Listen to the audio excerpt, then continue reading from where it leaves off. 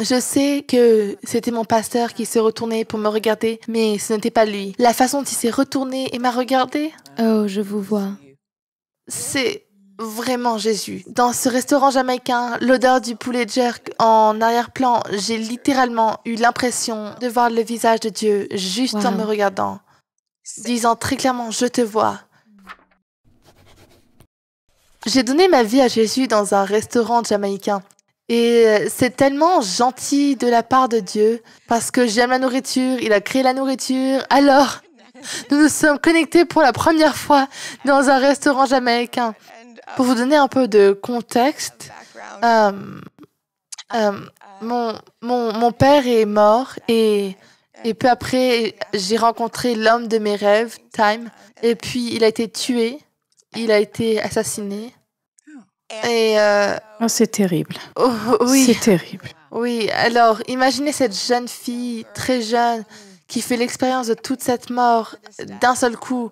Et je sais qu'on est à la télé, mais j'étais super en colère contre Dieu, super en colère contre lui. Comment pouvait-il le faire? Surtout quand j'ai appris que mon mari avait été abattu, il s'est trouvé au bon endroit au mauvais moment. C'était complètement fou et j'ai fait toutes ces prières différentes et tout ce que je connaissais en grandissant, je les ai toutes faites et j'ai prié Dieu, je sais que tu peux le faire, je sais que tu le feras, Dieu, je sais que tu le feras, je sais que tu vas le faire, Dieu, je sais que tu t'en soucies, toutes ces prières en y croyant vraiment avec enthousiasme. Dieu, à l'aide, s'il te plaît, aide-moi.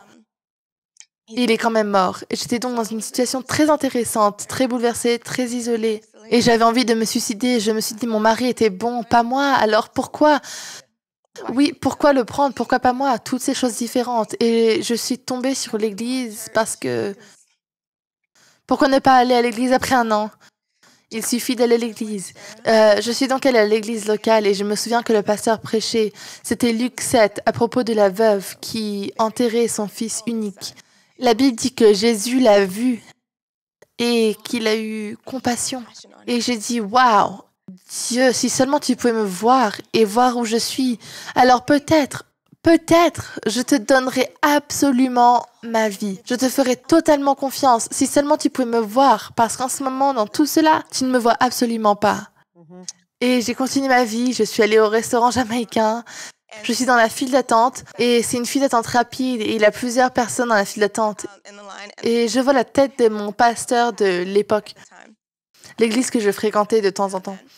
J'ai toujours voulu lui parler, mais il était occupé. Toutes les excuses qu'on peut trouver, c'est qu'ils ont beaucoup de choses à faire. C'est une église assez grande et assez incroyable. Mais je ne savais même pas quoi dire. Je suis en colère contre Dieu. Qu'est-ce que vous allez me dire à ce moment-là? Alors je vois le dos de mon pasteur et je me dis, oh mon Dieu, je devrais peut-être lui parler. Mais il y a tellement de monde dans la file d'attente et je le vois se retourner.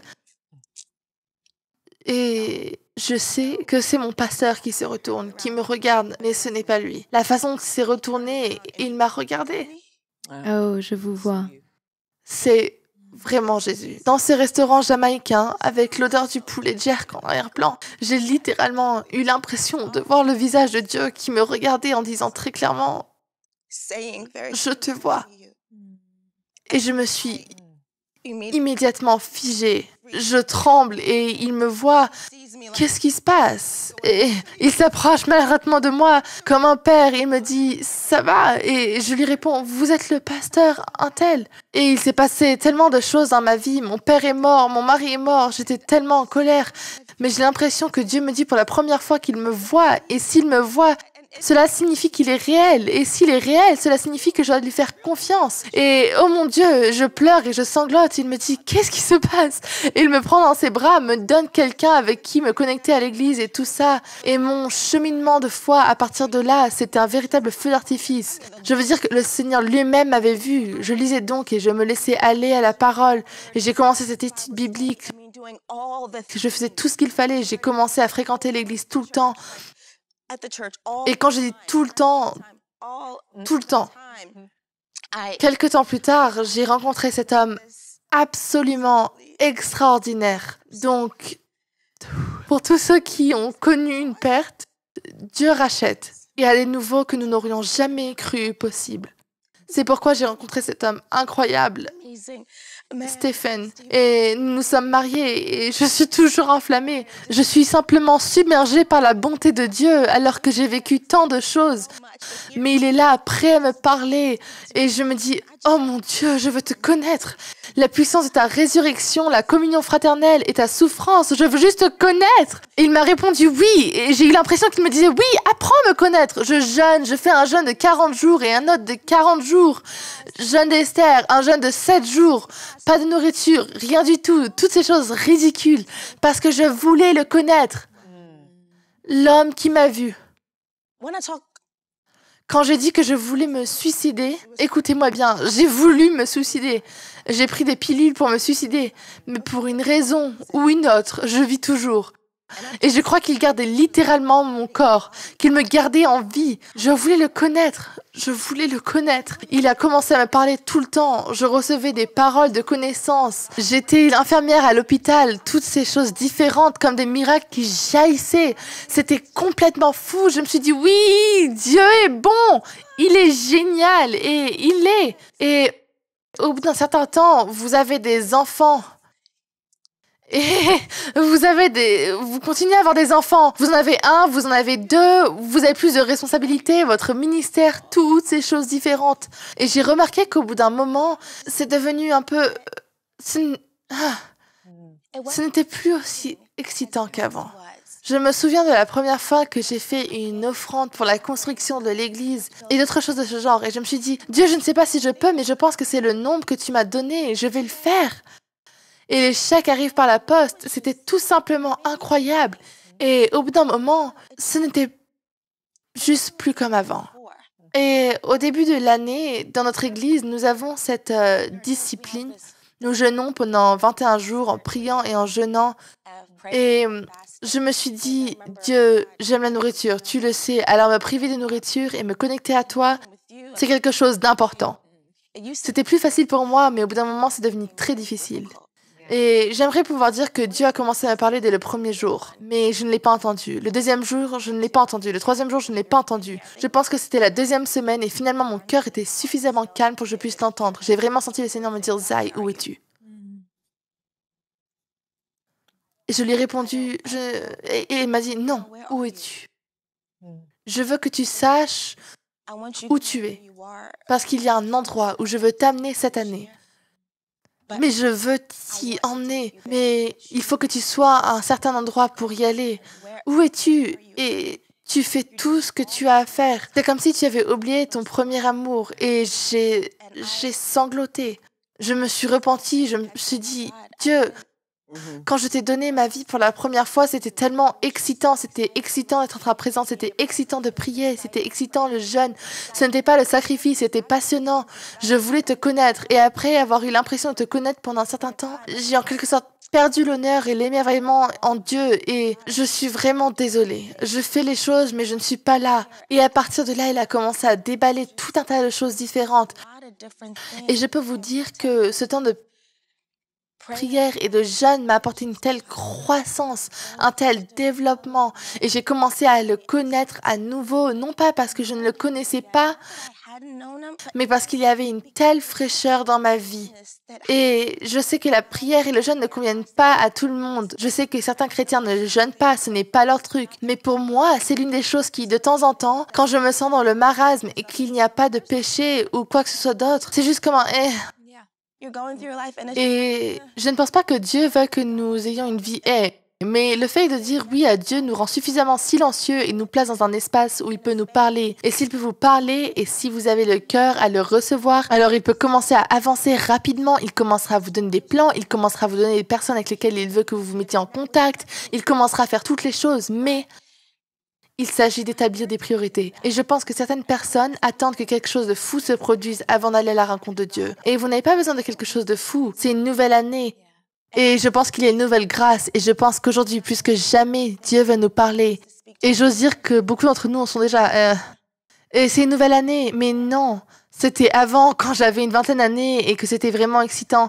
Aujourd'hui, j'ai la cinquantaine et je le connais déjà, oui, mais il y a encore tellement de choses à avoir. Et comme l'a dit Zaya, le fait que nous sachions que nous sommes vus Oh, je sais. Et le fait d'être vu par Dieu est tellement énorme.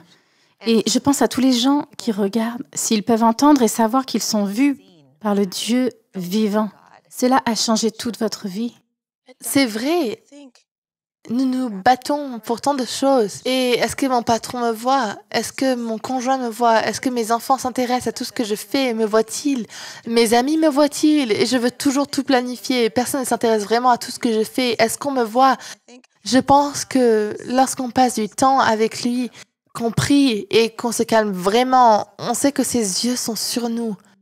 Et lorsque vous sentez que ses yeux sont sur vous, tout change. Il y a une audace qui est en vous, il y a une paix, il y a une joie qui est en vous. Et je pense que beaucoup de choses mentales, bien sûr, certaines d'entre elles sont tellement réelles et tout cela. Mais je pense que beaucoup de luttes que nous avons, je pense que c'est parce que nous avons perdu Dieu de vue et que nous faisons toutes les choses, nous servons dans nos églises, nous faisons tout pour que quelqu'un d'autre nous dise « bon travail » et pour quelque chose. Et c'est pour Jésus. Mais quand vous savez vraiment, Dieu, que je fais cela pour toi, et que vous prenez ces moments et que vous le regardez dans les yeux, vous voyez qu'il n'essaie pas de regarder derrière vous, vers quelqu'un d'autre qui fait cela. Vous sentez qu'il vous regarde. Et parfois, vous vous tenez en dehors de cela, vous regardez en ligne et vous vous dites « Oh, ça a l'air tellement bien pour elle. Elle a eu une grande expérience avec Dieu et tout ce que j'entends, c'est Dieu qui dit « Je veux vivre cette expérience avec chacune d'entre elles. » C'est formidable d'entendre que Dieu est avec vous. Il ne va pas vous abandonner ou vous évincer. Je pense qu'il est nécessaire d'entendre cela de la part de quelqu'un d'autre pour commencer à susciter cette curiosité. Qui est cet homme? Parce que j'ai l'impression que tout le monde m'a quitté. Alors, qui est cette personne qui ne veut pas me quitter? Je pense qu'il est bon d'entendre cela de la bouche de quelqu'un d'autre. Et mon espoir et ma prière, c'est que ce soit plus que de la curiosité, que cela nous pousse à nous tourner et à regarder ces expériences de type buisson ardent en disant, car je pense que Dieu veut vivre ces expériences avec chacun d'entre nous. Et je pense qu'il est de notre responsabilité de prendre le temps. Il ne suffit pas de dire « je n'aime pas ma vie » et Dieu ne fait rien, il ne construit rien. Mais pourtant, il a de grands projets. C'est vrai, et il veut vous le dire spécifiquement, et vous êtes équipés, vous êtes plus que capables, mais si nous ne créons pas ce... Oh, magnifier le Seigneur! Ah oui! Et ce qu'il faut retenir aussi, c'est que nous en avons parlé, c'était par le sang de l'agneau. Et la parole de nos témoignages, ce que nous avons expérimenté et que nous espérons que ceux qui nous regardent pourront expérimenter, c'est que nous venons à lui, nous venons devant lui, nous pouvons le poursuivre. Mais je vous le dis, c'est l'œuvre du Saint-Esprit. Lorsque nous le rencontrons, c'est lui qui fait la chose surnaturelle. Alors, quand vous dites « je veux que tout le monde le connaisse », je veux lancer un défi à toutes celles qui nous regardent. Prenez 5 minutes concernant l'endroit le plus difficile de votre vie. Dieu, où étais-tu à ce moment-là? Asseyez-vous et demandez-lui. Où étais-tu à ce moment-là? C'était difficile. Et si vous permettez à votre cœur d'entendre la petite voix tranquille du Saint-Esprit, je crois que certaines choses commenceront à se briser parce que vous rencontrerez un Jésus que vous n'avez peut-être jamais rencontré auparavant. Vous passerez du temps avec lui parce que c'est son travail de venir et d'apporter la paix. On ne peut pas fabriquer la paix. C'est lui qui apporte la paix. Son Esprit Saint apporte le réconfort. Son Esprit Saint apporte la sagesse. Alors, quand vous ne savez pas quoi faire, demandez-lui. Mais cela exige que nous nous tenions tranquilles dans sa présence et que nous le laissions faire toute la révélation, tout le travail. Dieu construit une maison. Il nous utilise tous indépendamment de la façon dont nous sommes arrivés ici, dans ce qu'il construit. Il a utilisé les apôtres et les prophètes pour les fondations. Maintenant, il vous utilise. Il vous intègre brique par brique, pierre par pierre. Le Christ Jésus étant la pierre angulaire qui maintient toutes les parties ensemble. Nous le voyons prendre forme jour après jour. Un temple saint construit par Dieu dans lequel nous sommes tous intégrés. Un temple dans lequel Dieu se sent chez lui. N'est-ce pas magnifique? J'adore ça! Merci John Peterson d'avoir été inspiré par le Saint-Esprit. Amen. Bonne année à tous. Bonne année! Je pense qu'il y a une grâce à juste à être avec Dieu. Je pense que certains d'entre nous sommes toujours si occupés. Nous avons toujours toutes les excuses, mais je sens la grâce surnaturelle et le début de cette nouvelle année pour apprendre à connaître Dieu. Je pense qu'il a de grands projets pour nous. Je pense qu'il veut construire de grandes vies pour que nous puissions témoigner à ce monde. Shalom, j'espère que vous avez aimé cette vidéo. Abonnez-vous pour ne pas rater nos programmes. Merci de faire partie de notre famille TBN. Que Dieu vous bénisse. Shalom de Jérusalem.